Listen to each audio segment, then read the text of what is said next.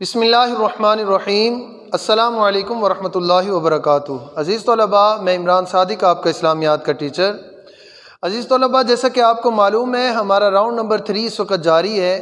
آج اس راؤنڈ کی ہم دوسری ویڈیو بنا رہے ہیں، جو کہ آپ کے تفصیلی سوال نمبر 5 جو آپ کے پیپر میں ہوتا ہے، تفصیلی سوال پر مشتمل ہوتا ہے۔ 5 نمبر کا سوال ہوتا ہے، اس کے اوپر مشتمل ہے۔ آپ کے راؤنڈ نمبر 3 میں جو تفصیلی سوال ہے وہ ہے فضائل قرآن۔ ٹھیک ہے، فضائل قرآن کے اوپر آج ہماری یہ ویڈیو مشتمل ہوگی۔ ہم فضائل قرآن کی ریڈنگ بھی کریں گے، اور اس ویڈیو کے اندر ہم اس کوئسچن کے اندر، اس لانگ کوئسچن کے اندر جو شارٹ کوئسچنز بنتے ہیں اور MCQs بنتے ہیں، ہم ان کی بھی نشاندہی کریں گے، اور اس کو اچھی طرح ہم پڑھنے کی کوشش کریں گے۔ ٹھیک ہے بیٹا، تو جو آپ کے اس لانگ کوئسچن کے اندر ایڈیشنل شارٹ کوئسچنز ہیں، وہ آپ بورڈ پر دیکھ رہے ہوں گے۔ یہاں پر میں نے 5 شارٹ کوئسچنز لکھ دیے ہیں۔ یہ امپورٹنٹ شارٹ کوئسچنز ہیں، اور آپ کے تفصیلی سوال میں سے یہ آ سکتے ہیں پیپر کے اندر۔ ٹھیک ہے بیٹا، تو سب سے پہلے ہم اس لانگ کوئسچن کی ریڈنگ کر لیتے ہیں۔ آپ اپنی بک اٹھا لیں اور پیج نمبر 57 کھول لیں گے۔ 57 پر دیکھیں بیٹا، فضائل کی ہیڈنگ دی ہوئی ہے، اس کے بعد آپ کا لانگ شروع ہو جاتا ہے۔ آپ بھی اسی طرح فضائل کی ہیڈنگ دیں گے اور پھر آگے اس لانگ کو لکھنا شروع کر دیں گے۔ قرآن مجید میں جو کچھ بیان ہوا ہے وہ یقینی علم اور حقیقت کی بنیاد پر مبنی ہے، اور اس میں کسی شک کا گزر نہیں، یعنی اس میں کسی شک کی گنجائش نہیں ہے۔ کیوں گنجائش نہیں ہے؟ کیونکہ جو کچھ بھی قرآن پاک میں بیان کیا گیا ہے وہ یقینی علم ہے اور ریئلٹی ہے، وہ حقیقت ہے۔ یہ نہیں کہ اس کے اندر کوئی تضاد ہو، کوئی جھوٹ ہو یا کوئی ابہام ہو، کسی قسم کی اس کے اندر کوئی شک کی گنجائش نہیں ہے۔ اور یہی آپ کا شارٹ کوئسچن ہے کہ قرآن مجید میں جو کچھ بیان ہوا ہے وہ کس پر مبنی ہے؟ قرآن مجید میں جو کچھ بیان ہوا ہے وہ یقینی علم اور حقیقت کی بنیاد پر مبنی ہے، اور اس میں کسی شک کا گزر نہیں، یا آپ یوں بھی کہہ سکتے ہیں اس میں کسی شک کی گنجائش نہیں۔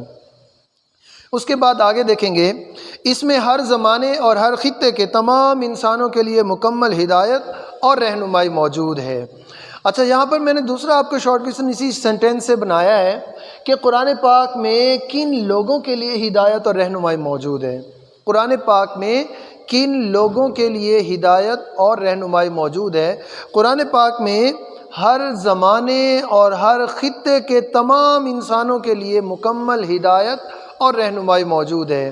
اگر کوئی شخص یہ کہے کہ قرآن پاک تو 1400 سال پہلے نازل ہوا، لہٰذا اب میں عمل نہیں کر سکوں گا، نہیں، ایسی کوئی بات نہیں ہے، بلکہ قرآن پاک پر ہر زمانے میں عمل کیا جا سکتا ہے، اور کوئی مشرق میں رہے یا مغرب میں رہے، قرآن پاک اس کی وہیں پر رہنمائی کرتا ہے۔ تو قرآن پاک، سوال بنے گا، کن لوگوں کے لیے ہدایت اور رہنمائی پیش کرتا ہے؟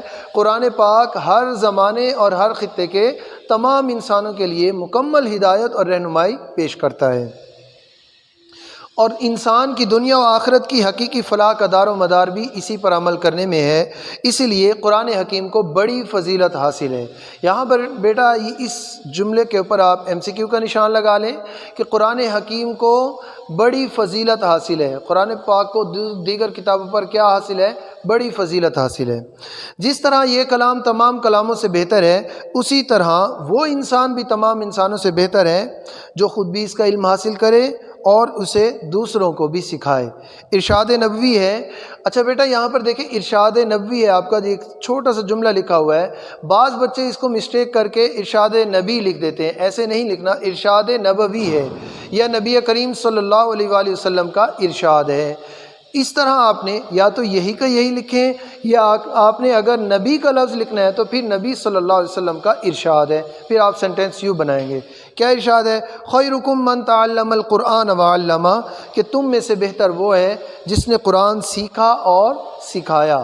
یہ حضور علیہ الصلوۃ والسلام کی حدیث ہے۔ اس حدیث کے ضمن میں یہی بات کہی گئی ہے کہ جس طرح قرآن پاک دیگر تمام کتابوں سے، دنیا کی تمام کتابوں سے بہترین اور افضل کتاب ہے، اسی طرح اس کو سیکھنے اور سکھانے والا بھی دنیا کے تمام انسانوں سے بہتر اور افضل انسان ہے۔ اسی حدیث کے اندر سے میں نے ایک اور شارٹ کوئسچن بنایا ہے کہ حدیث کے مطابق سب سے بہترین انسان کون ہے؟ حدیث کے مطابق سب سے بہترین انسان وہ ہے جو خود بھی اس کا علم حاصل کرے، اس قرآن پاک کا، اور دوسروں کو بھی اس کا علم سکھائے۔ قرآن کریم کی تلاوت بڑی نیکی ہے۔ قرآن کریم کی تلاوت کیا ہے؟ یہ آپ کا ایم سی کیو ہے، اس سینٹینس کے اوپر بھی ایم سی کیو کا نشان لگائیں۔ قرآن کریم کی تلاوت بڑی نیکی ہے۔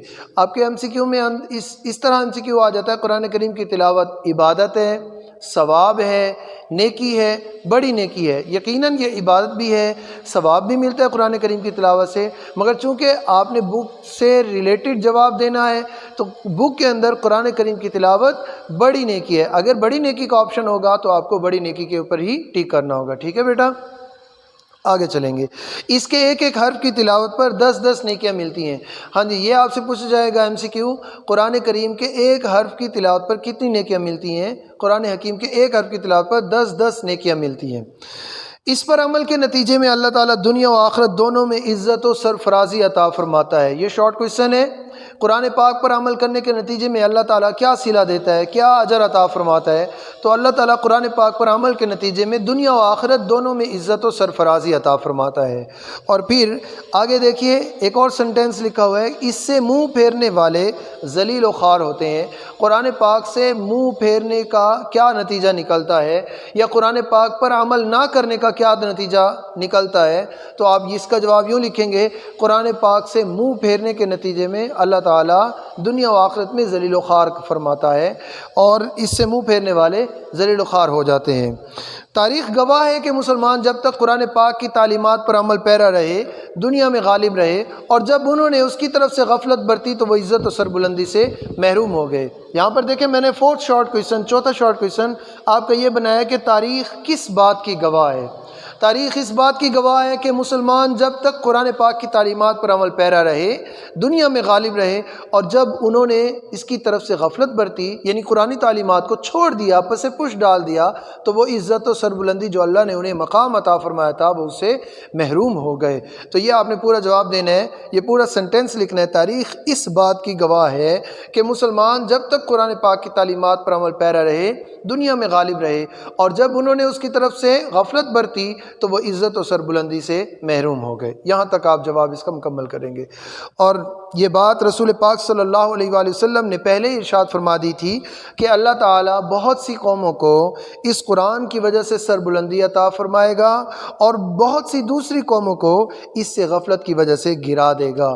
یہ میں نے آپ کا پانچواں اور آخری شارٹ کوئسچن بنایا ہے کہ رسول اللہ صلی اللہ علیہ وسلم نے کون سی بات پہلے ہی ارشاد فرما دی تھی۔ آج سے 1400-1500 سال پہلے حضور اکرم صلی اللہ علیہ وآلہ وسلم نے یہ بات پہلے ارشاد فرما دی تھی کہ اللہ تعالیٰ بہت سی قوموں کو اس قرآن کی وجہ سے عزت و سربلندی عطا فرمائے گا۔ کیسے؟ قرآن کی وجہ سے کہ قرآن کے اوپر وہ عمل کریں گے، اس کی تعلیمات کو فالو کریں گے، تو اللہ رب العزت اس کے نتیجے میں انہیں عزت و سربلندی عطا فرمائے گا۔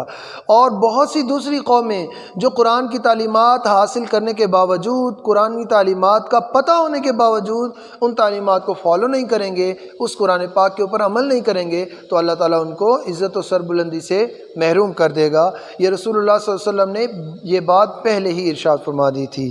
اسی لیے ہمیں چاہیے کہ ہم قرآن پاک کی تلاوت کریں، اس کو سمجھیں اور اس کی تعلیمات پر عمل کرنے کی کوشش کریں۔ تو بیٹا یہ تھا آج کا ہمارا لیکچر، اور یہ آپ کے شارٹ کوئسچنز ہیں جو آپ کا ہوم ورک ہے۔